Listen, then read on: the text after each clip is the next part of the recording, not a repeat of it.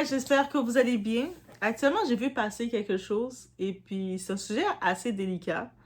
Donc, on va regarder le tout ensemble et juste prendre un compte de regarder. On parle un peu de santé mentale. Et on est du côté de la France. C'est une créatrice de contenu, une ancienne youtubeuse, influenceuse française. Vous l'avez vu passer. C'est pas que vous l'avez peut-être, vous l'avez vu passer, une certaine Maya BF. Ok? Vous savez que des fois, certains sujets que je regarde, qu'est-ce qu'on peut en ressortir derrière, c'est important de revenir sur ça. Parce que ce qui me choque sur les réseaux sociaux, ce n'est pas seulement l'affaire Maya BF, c'est surtout la réaction des internautes. À chaque fois qu'une personne traverse une crise psychiatrique, on retrouve exactement les mêmes commentaires. Elle dit enfin la vérité. On veut la faire taire. Elle dérange. Les médecins sont complices. On l'a vu avec une certaine Anna BZR, oui. Aujourd'hui, on le revoit avec Maya BF. Et pourtant, quand on connaît un minimum la psychiatrie, certains signes semblent immédiatement sautent aux yeux là. On le voit qu'il y a quelque chose. En tant que dans le milieu, en étant dans le milieu, travaillant dans la santé mentale, je trouve important d'expliquer ce qui se passe, non pas pour juger Maya, mais pour aider les gens à comprendre ce qu'est réellement une crise délirante, ok? On va aller dans la BA de ça pour le comprendre et pour avoir une autre façon de voir. Donc, on y va sans perdre d'instant, on est avec la Doha. It's about everything.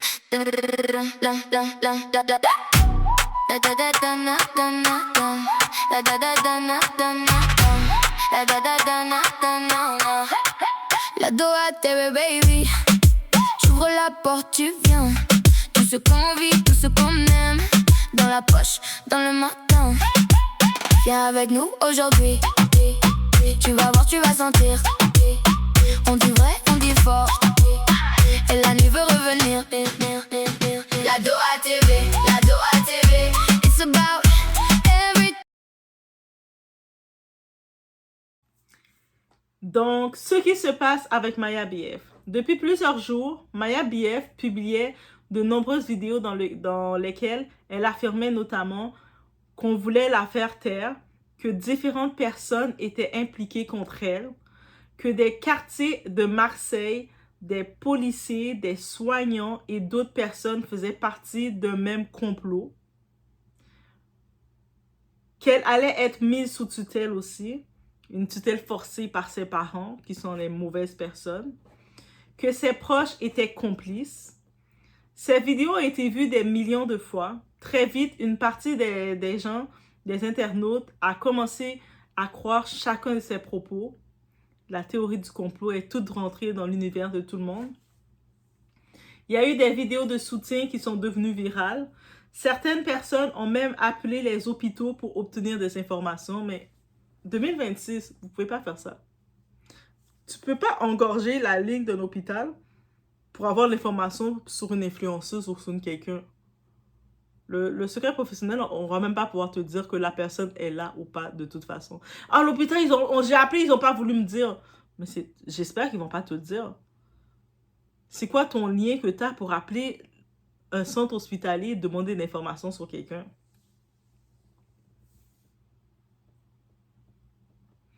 Il y a d'autres personnes qui ont laissé des centaines d'avis négatifs.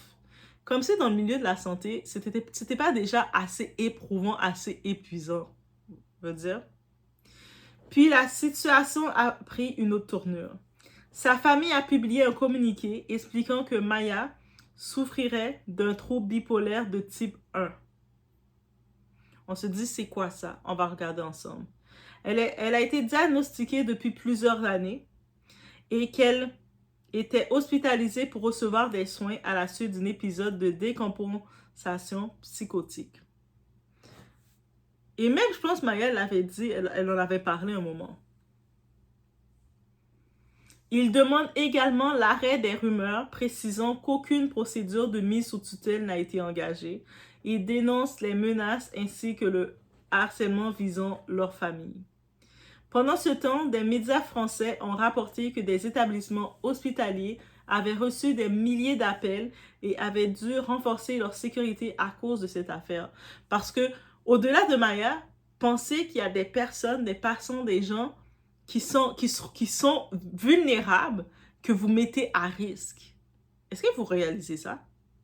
On parle même plus de l'influenceuse Maya. On parle qu'en dedans de l'établissement, il y a des gens vulnérables que on ouvre les portes, ces gens-là, ils sont à risque.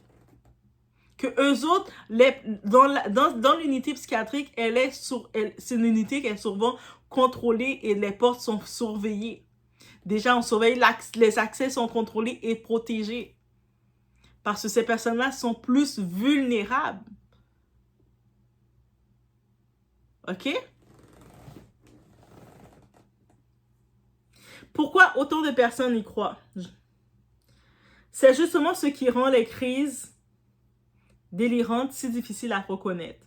Contrairement à ce que montrent souvent les films, une personne en plein délire ne paraît pas forcément folle. Là. Nous, on a une idée de la santé mentale. Quelqu'un qui est en crise délirante, on va penser qu'elle va être ses cheveux vont être d'une façon. Non. La personne peut être très calme. Et puis elle est en état de crise délirante devant toi, mais elle va avoir l'air très calme. Très intelligente même. Articuler son discours. Elle va regarder la caméra normalement. Faire ses vidéos, faire des habitudes. Sembler totalement convaincue de ce qu'elle raconte. Jusqu'à te convaincre.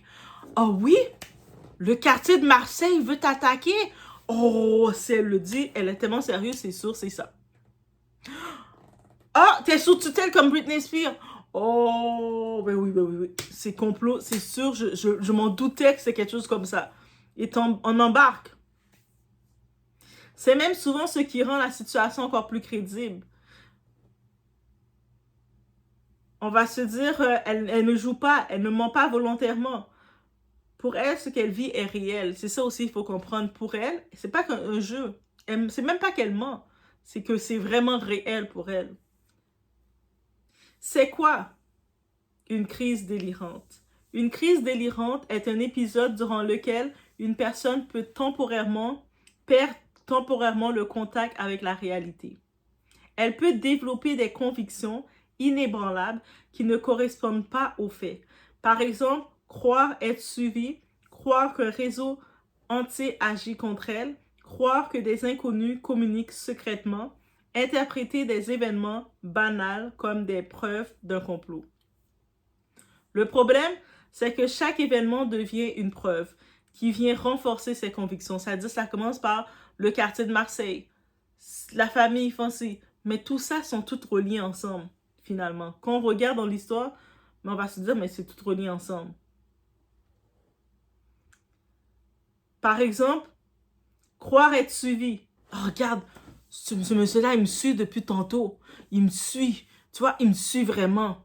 Croire qu'un réseau entier agit contre elle. Tu vois, tout le groupe ici qui sont là, si j'ai manqué mon autobus, mais c'est à cause que eux autres ensemble qui se sont mis pour que je le manque. Regarde, lui qui me suit, et puis eux autres qu'ils ont fait un complot pour que j'arrive en retard ou pour quelque chose. Croire que des inconnus communiquent secrètement, c'est-à-dire que tu es là, tu es assis tranquille dans ton train, toi, tu es là comme de même, et puis il y a un voisin à côté de toi, tu fais juste « Bonjour ». Et puis la personne qui est en crise délirante, elle crie « Oh my God! Je vous ai vu, vous parler! » Toi, t'es comme... Et voilà. Interpréter des événements banals comme des preuves d'un complot. Le problème, c'est que chaque événement devient une preuve. C'est leur preuve. Si quelqu'un tente de contredire, mais non, mais je pense pas.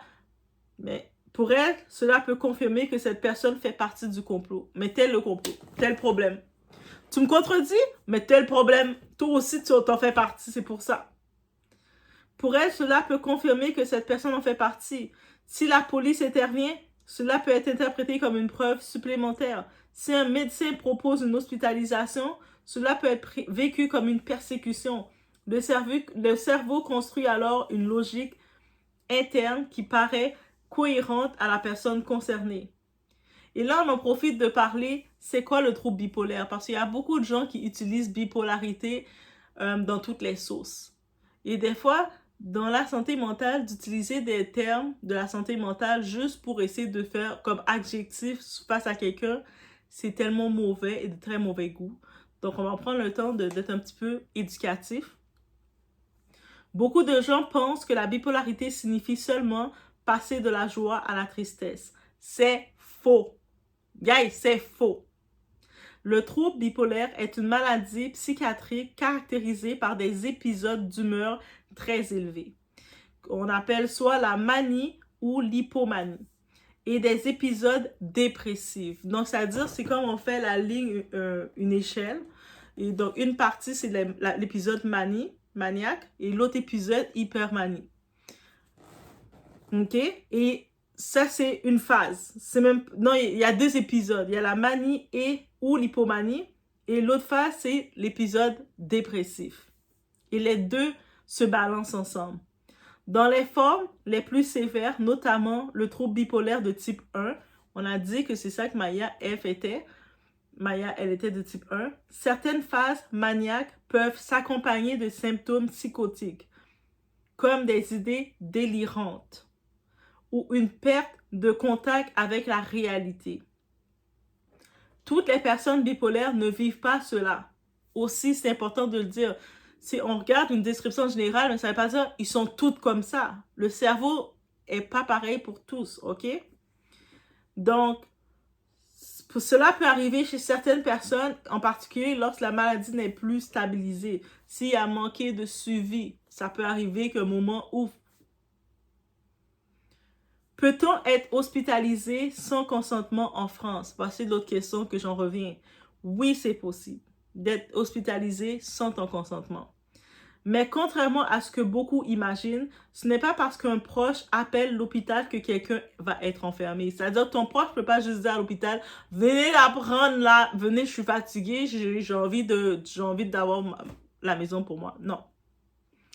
La loi française encadre très strictement ces hospitalisations. Elles ne peuvent être décidées que dans des situations précises, notamment lorsqu'une personne présente des troubles psychiatriques importants et que son état nécessite des soins immédiats. Donc, un traitement qui doit être suivi.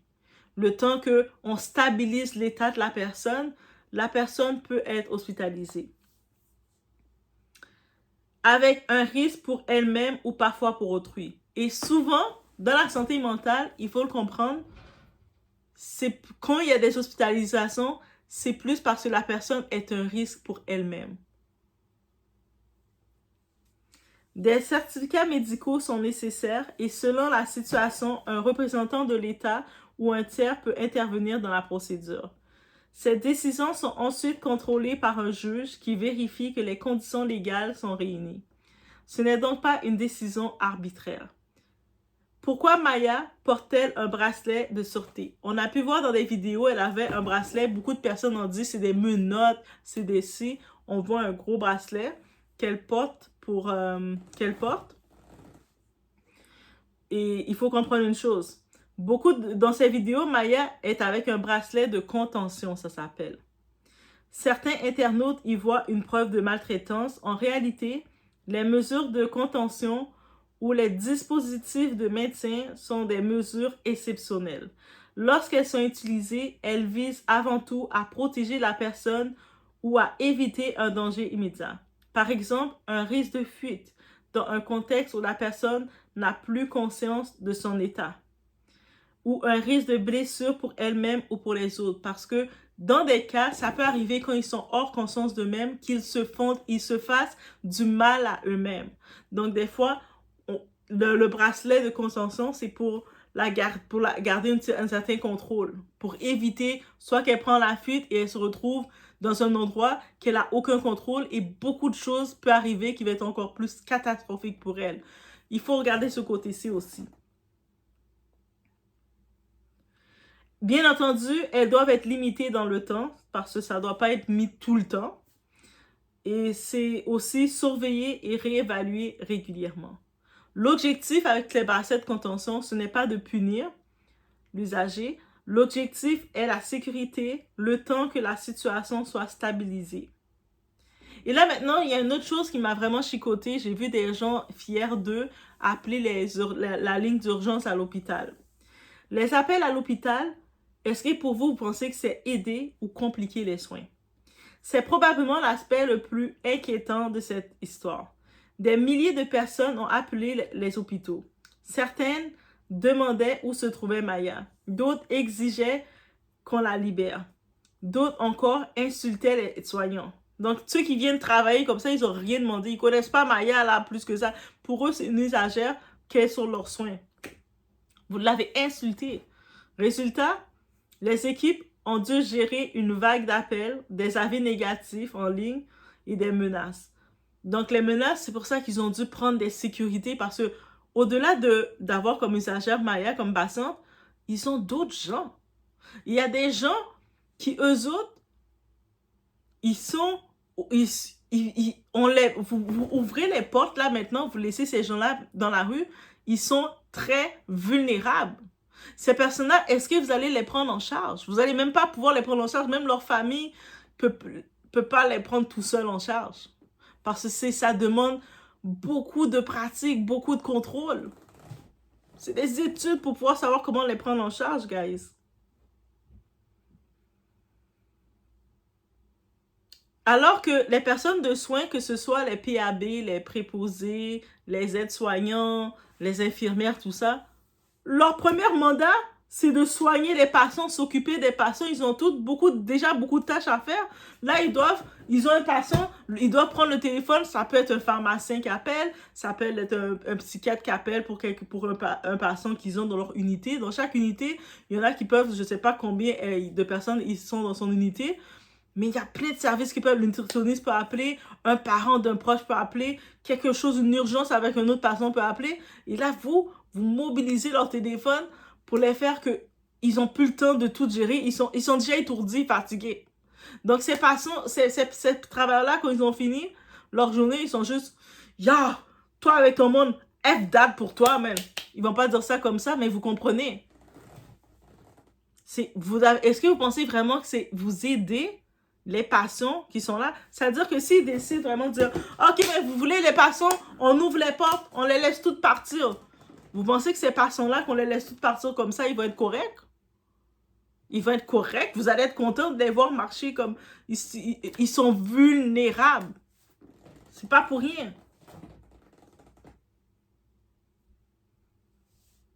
En pratique, cela mobilise du temps. C'est-à-dire du temps que vous prenez, c'est du temps qui est accordé à d'autres personnes. Et ces personnes-là, ils ont besoin de temps pour évoluer, pour les aider, pour leur développement à eux, pour les outiller. Mais là, vous prenez ce temps qu'on devrait donner aux patients pour le donner à répondre parce que vous avez votre influenceuse que vous ne savez pas son dossier médical. La surcharge aussi.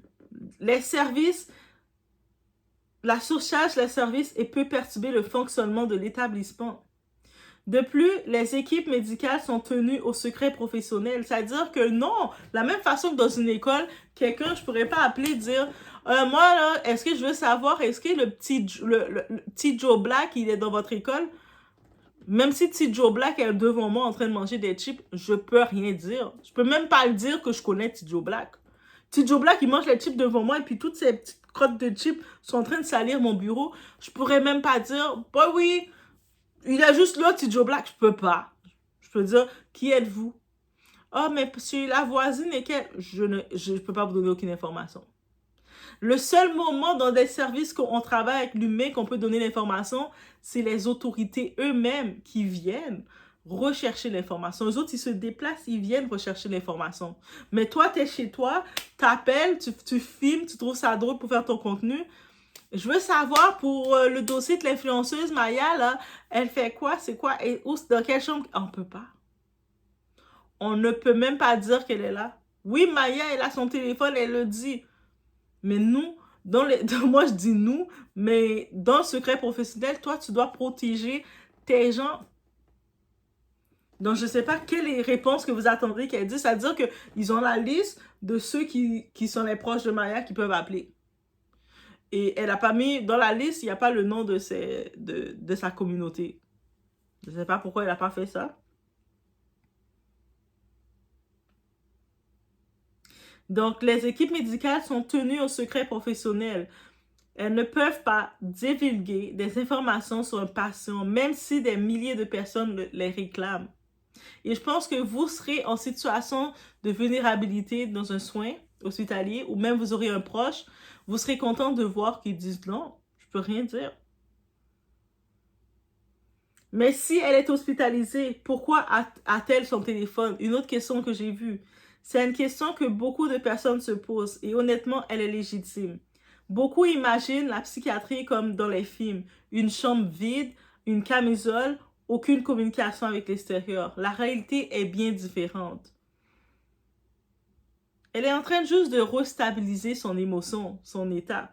Donc, ça veut dire que dans de nombreuses unités psychiatriques, je ne sais pas pour où ce qu'elle est, c'est comment, mais dans une unité psychiatrique, les patients peuvent conserver leur téléphone si leur état clinique le permet, bien sûr. C'est-à-dire avec leur psychiatre, ceux qui les suivent, docteurs, médecins et tout, les autorisent, ils ont un téléphone. Ils peuvent l'avoir. Ils peuvent aller sur Internet. Ils ont même des fois, dans certaines salles, vous serez surpris. Depuis que ça ne compromet pas la sécurité ou celle des autres, des fois, on peut mettre dans la salle commune, on met un téléphone à la disposition que les usagers peuvent l'utiliser. Ils ont une vie aussi. Ils peuvent utiliser le téléphone, appeler leur monde. Allô, allô Gisèle, allô Pascal, allô Loulou. Ils ont le droit. Vous pensez trop que c'est comme dans les films, ils sont enfermés puis ils peuvent rien faire. Certaines unités imposent toutefois des horaires. Ça par contre, c'est différent. Il y a un horaire que tu peux utiliser ton téléphone parce que on veut créer une routine. Il y a le but de créer une routine. La routine peut être plus stricte. Il y a la routine du bain, la routine de manger, la routine de chaque chose. Donc, la routine aussi pour avoir ton téléphone. Peut-être que tu n'aurais pas ton téléphone à tout moment. Si elle a été influenceuse pendant tout longtemps dans sa vie, c'était son activité principale. Donc, c'est sûr qu'elle se retrouve dans un lieu où il y a une routine. Non, de telle heure à telle heure, redonne le téléphone.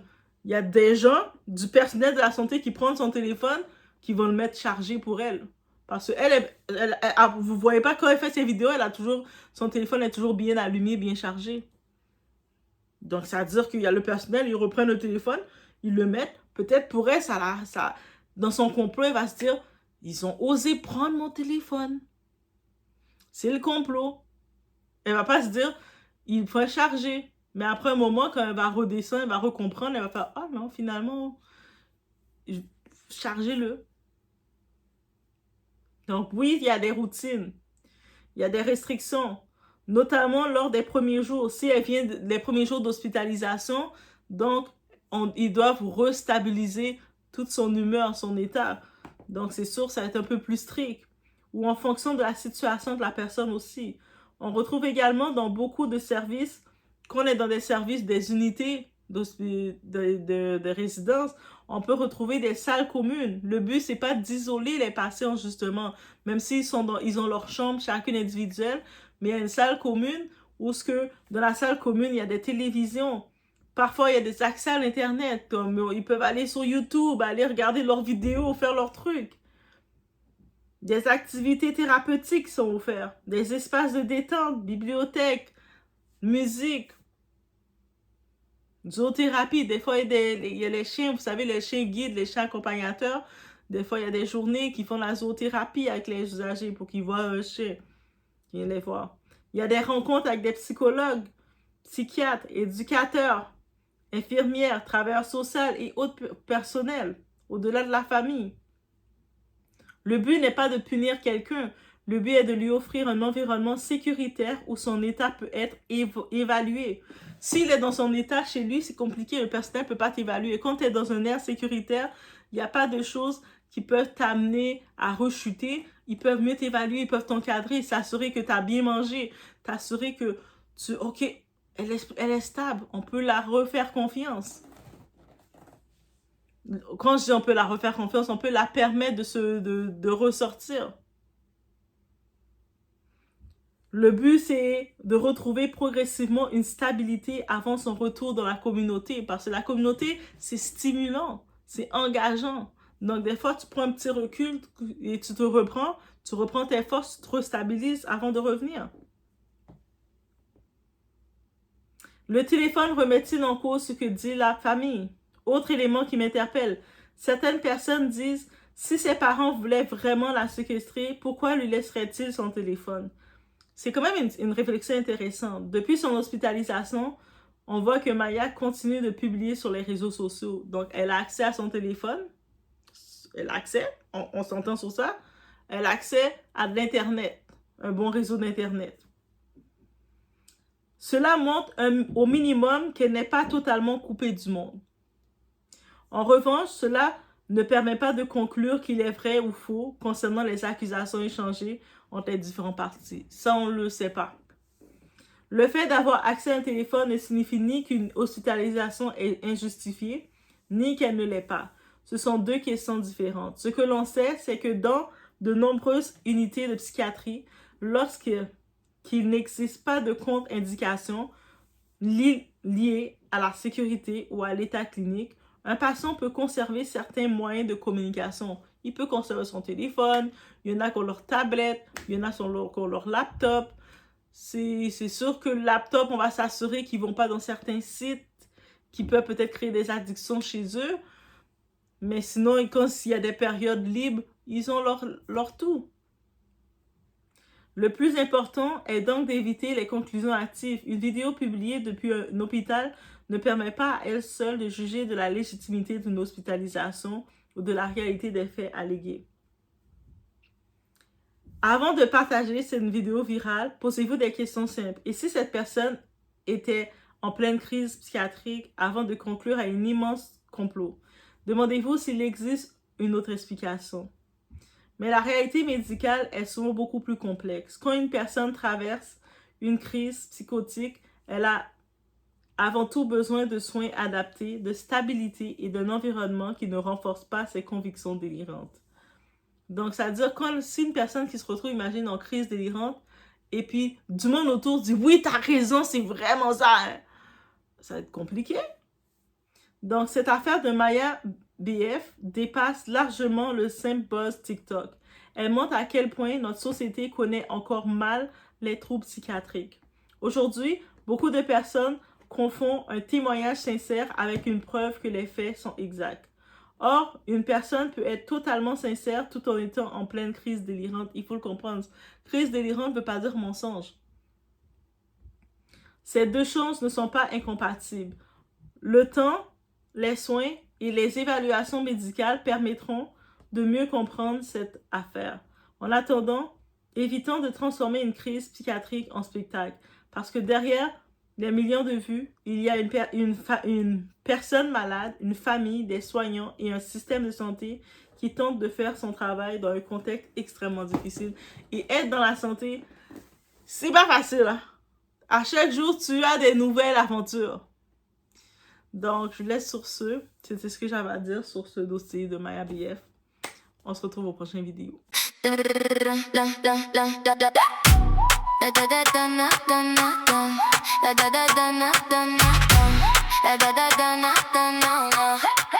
La Doha TV baby, j'ouvre la porte, tu viens.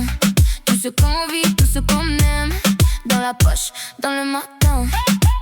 Viens avec nous aujourd'hui. Tu vas voir, tu vas sentir. On dit vrai, on dit fort. Et la nuit veut revenir. La Doha TV, la Doha TV. It's about everything. La Doha TV, la Doha TV. Viens avec nous aujourd'hui. La Doha TV, la Doha TV. C'est loud, come with me. La Doha TV, la Doha TV. Tout est là, viens avec nous. Un regard, un plan, un défi. Des rires dans la cuisine. Des histoires, des envies. Ça tourne, ça s'illumine. Viens avec nous aujourd'hui. Tu vas voir, tu vas sentir. On dit vrai, on dit fort. Et la nuit veut revenir. La Doha TV.